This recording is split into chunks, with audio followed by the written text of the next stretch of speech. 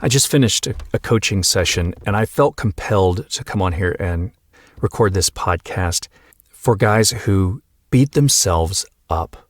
I just want to tell you, self-love and compassion, that's what you need. Stop hating yourself for being wounded. Welcome back to the Secure Husband Podcast. Bruce Abbott, certified professional coach, founder of SecureHusband.com, where I help good men stop punishing themselves for past mistakes and start healing with love and grounded leadership. I was just blown away with the coaching session that I had today. There was so much self-blame, and it hurt. It hurt my heart to listen to it. And I know a lot of the guys that I coach struggle with this. We get so frustrated in our situations. We feel rejected, hurt, and you get that voice in your head that says, I should have known better. I'm failing as a husband. I blew it. No wonder she doesn't want me.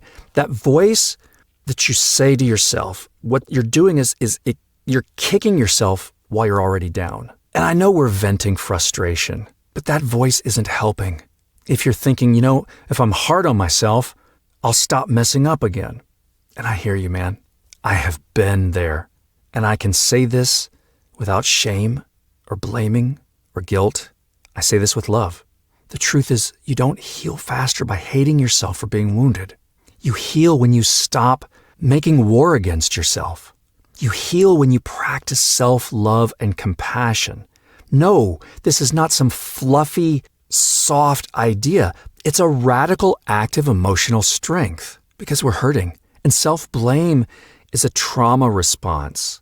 But we have to learn that compassion accelerates healing, that you have to speak to yourself like a man worth respecting and not a failure, and that you stop beating yourself up.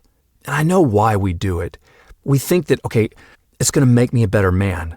I work with a lot of guys who are high performers. They're perfectionists. These are guys that grew up without emotional safety. And so they have this mentality that self-discipline. If I'm hard on myself, I won't screw up again. And we think that guilt equals growth, that shame equals responsibility, or that self-punishment drives us towards progress. But does it really? How is that working for you?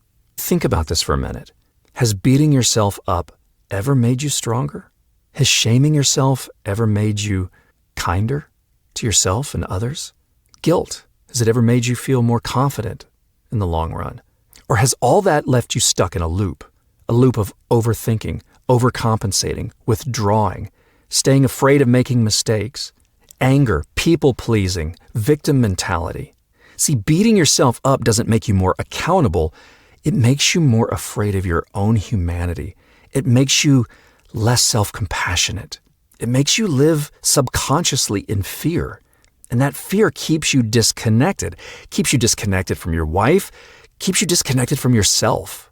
It's hurtful to yourself. So I want you to be aware. I want you to notice. Notice when you're trying to punish yourself or trying to control yourself instead of supporting yourself, loving yourself.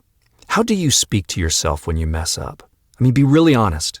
I know from my own experience, I would say things like, "Oh, you're such an idiot. Of course she's mad. You keep screwing up. Oh, Bruce, why do you always ruin things?" See, that's not discipline. That's cruelty. We're being disrespectful to ourselves. That's self-abandonment.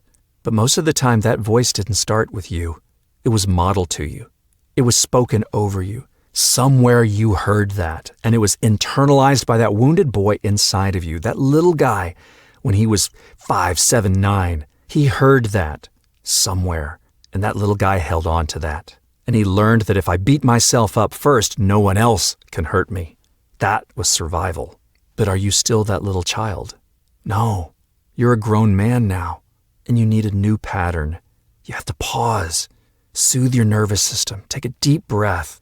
Just tell yourself, that voice, that's not love, that's fear. So noticing that, getting curious about it, bringing awareness to it, that's the first step to changing it. And then you make a choice. You choose to speak to yourself like someone you love. You choose a new intention. This doesn't have anything to do with fixing your wife or fixing your marriage, but you start to speak to yourself the way a secure man would. Think about this. If you're a parent, you have a son. He makes a mistake. Maybe he forgets to do something important. Maybe he lies about his homework. Maybe he yells at his sister. How would you respond? And I'm talking about a healthy response. Would you scream at him? Would you call him names? Do you tell him he's a screw up and he'll always be a screw up? Most of the guys I work with would never do that. You'd correct him, yes, but from love, with compassion, from a grounded place, from the belief that he's capable and good and worth guiding. So you correct him, but you correct him with compassion. So that's how you would handle your child. Why would you treat yourself differently? I mean, what if the next time that you messed up something, you paused and you said, you know what? That wasn't my best moment. I'll learn from this. I'm still worthy of love. I made a mistake. I'm human. See, that's accountability without shame. That's the choice this step gives you. Because the man that you're becoming doesn't abuse himself into growth. He fathers himself into wholeness. And he does that from self-compassion. Because you don't have to react from that little boy anymore. That scared little boy that got the message to not mess up. Don't be weak. Don't need anything. Don't make mistakes. Be perfect. You don't want to be yelled at. Don't screw up. All this self-blame is tied up in that little boy who was criticized constantly. And think about back to the example of when you were a parent. Think about how maybe you were talked to, and now think about how you would talk to your child. With most of the guys that I coach, there's a big disconnect because we grew up saying, I'm not going to be like my father. I'm not going to be like that person. I'm going to be different. So you might have been constantly criticized, but you chose as a parent to do it differently. It's no different than that. You're just applying that to yourself. You're applying it to that little boy inside. Because yeah, maybe he only got affection when he performed and was perfect. And maybe he watched explosive anger and learned to stay small and safe. But now he's grown up. And as a man, when you fail, even in small little ways, that boy inside of you, he panics. Because his coping mechanisms say, if I screw up, I'll lose love. I'll be rejected if I'm not perfect. I'll be yelled at. I'll be punished. If I need help, I'll be seen as weak. If I speak up, who knows what will happen? So he takes that panic inside and turns it inward. He lashes inward, blames himself. He spirals in shame. And maybe as an adult, you confuse that for maturity, but it's not. You're operating from that little boy. He was just trying to survive, and you're in survival mode now. But your job now is to go to him and say, little guy, you don't have to earn love by being perfect anymore. You don't have to beat yourself up to stay safe. I see you. I love you, even when you mess up, because you're human and you're worthy of love. And I will provide that for you. I will reparent you. That's not weakness. That's healing. That's overcoming those false core beliefs and coping mechanisms. And you connect to your divine guidance, that spiritual source of unconditional love and truth, where you go to through prayer, through meditation, and whatever your belief system is. You might say, God, I feel like I made a mistake. Am I worthy of love? And what do you think that answer is going to be? You are worthy of love. There's nothing you can do that would cause me to withdraw my love from you. And you don't have to be perfect in order to earn my love. It's right there, 24/7. All you got to do is open your heart, reach out, and it's there. You just take it in. Unconditional love and an inherent sense of worth. That's truth. That's not shame. You're no longer operating from shame. Shame freezes your growth. Shame doesn't make you grow, it makes you hide. And when you're hiding, you can't lead, you can't connect, you can't learn, you can't be present with yourself, not to mention your wife or your kids. Shame makes you distant and defensive, disconnected. If you want to grow, you need safety, not shame. And that safety starts inside. It starts when you go to that little boy and say, yeah, I love you. And now I can look at my mistakes with honesty without making them mean that I'm unworthy. See, when you can have that self-compassion and you stop running from shame, you actually learn things. You start to figure out, okay, what was it that I was feeling? Where was I triggered? What is this deeper wound that I have here?